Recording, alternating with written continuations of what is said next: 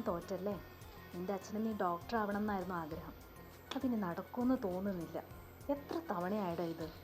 ഇനി കുടുംബക്കാരോട് ഞാൻ എന്തു പറയും? കുറ്റം പറയാനാണോ അമ്മ വിളിച്ചത്?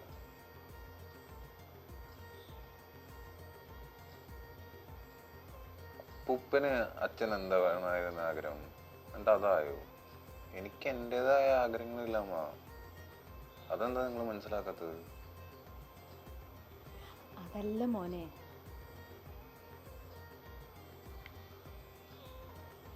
അമ്മ എനിക്കൊരു കോള് വരുന്നുണ്ട്. ശരി എന്നാ.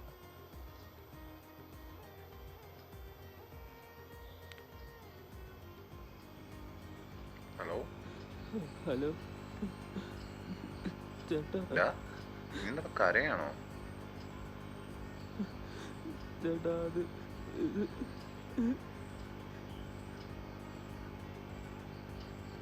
നീ കാര്യം പറയേ, എന്താടാ? ചേട്ടാ ഞാൻ ഇപ്പൊ ഹോസ്പിറ്റലിലാണ്. വർഷ ചേട്ടാ, വർഷ.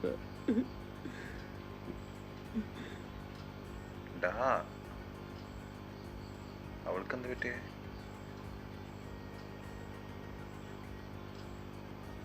എടാ, നിന്റെ പെങ്ങള് എനിക്ക് പെങ്ങള് പോലെ തന്നെയാണ്. അവൾക്ക് എന്താ പറ്റിയെന്ന് നീ കാര്യം പറയും. ചേട്ടാ ഞാനിന്ന് മാർക്കറ്റിൽ പോയിട്ട് തിരിച്ചു വന്നപ്പോ അവള്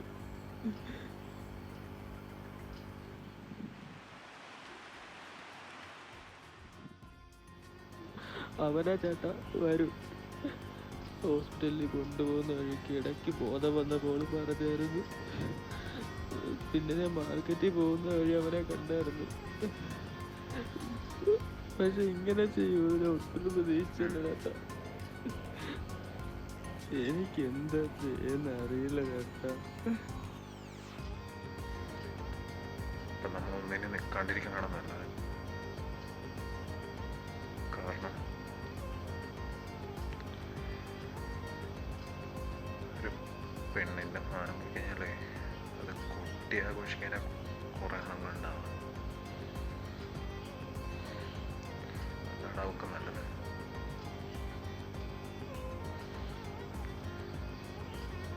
പിന്നെ അവനുള്ളത്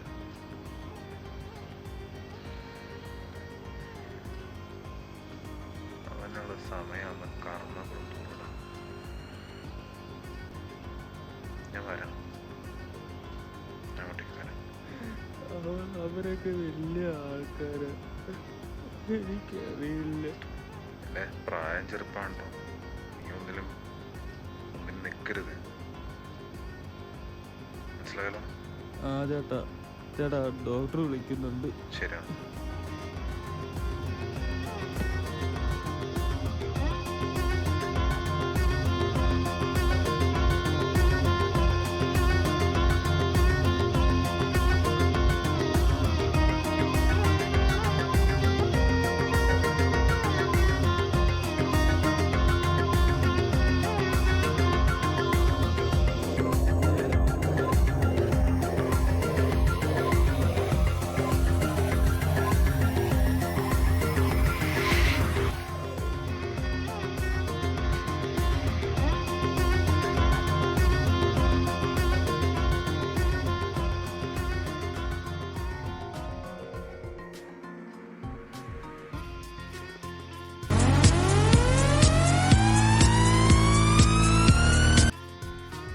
Bro, where are you, man?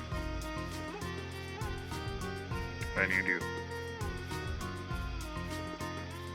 We are going to do some bad things, bro. Really, really bad. Oh, bad. Something serious, I think so. Whatever it is, I am in, bro. You don't want to know what we are going to do. Why, man? I know you won't do anything bad then if it is not necessary. So, get some. Oh, so it's really, really bad, huh? Yeah. I'll send you a location. I'm on my way.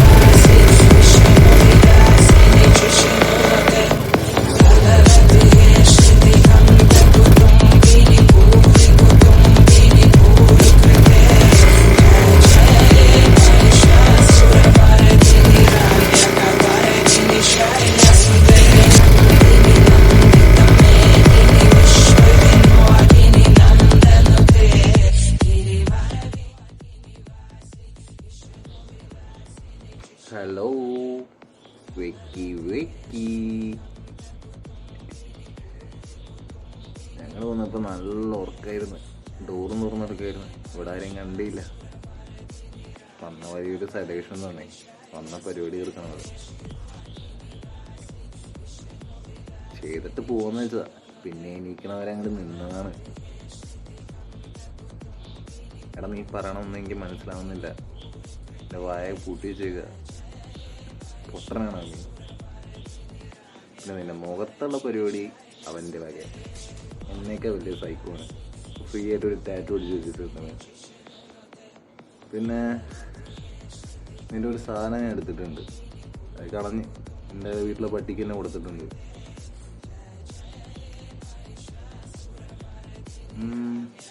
വേറൊന്നും പറയാനില്ലല്ലോ. യാ, എനിക്ക് ഈ പെണ്ണുങ്ങളെ കാണുമ്പോഴുള്ള കിടപ്പുണ്ടല്ലോ, അതിനെ ഉണ്ടാവില്ല. കിടപ്പ് തീർക്കുന്ന സാധനം ഉണ്ടെങ്കിലേ ഉണ്ടാവത്തുള്ളൂ. അത് എടുക്കാൻ വേണ്ടിയാണ് ഞാൻ വന്നത്. ബാക്കി പരിപാടി കളഞ്ഞു കേട്ടോ. അതിലെനിക്ക് ഉത്തരവാദില്ല.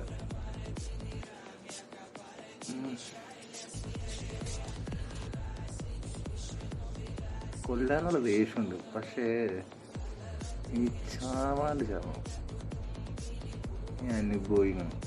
പിന്നെ ഈ കാര്യം പുറത്തു പറയാൻ നിൽക്കണ്ട. നാണക്കേട് നിനക്ക് നിൻ്റെ തന്തയ്ക്ക്. തന്തേൻ്റെ അടുത്ത് പറഞ്ഞേക്ക് പൈസയുടെ ഹുങ്കിൻ്റെ അത് കിടന്ന് കാണിക്കണേ. ഒരെണ്ണം ഓർഡർ ചെയ്യാനായിട്ട്. ഇപ്പൊ കോമഡിയാണല്ലോ ഇവിടെ അതിൻ്റെ കാര്യം.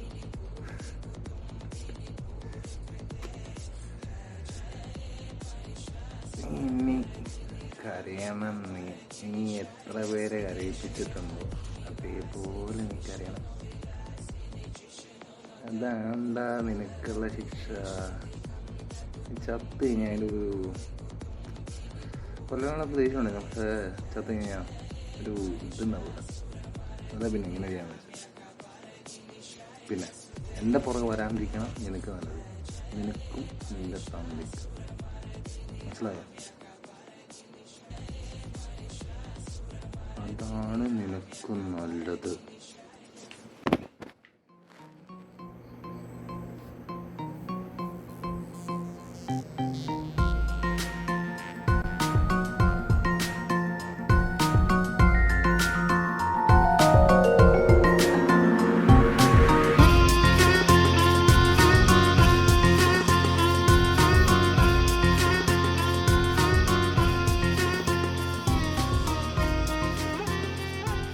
അവൾ കണ്ണു തുറന്നു കേട്ടോ.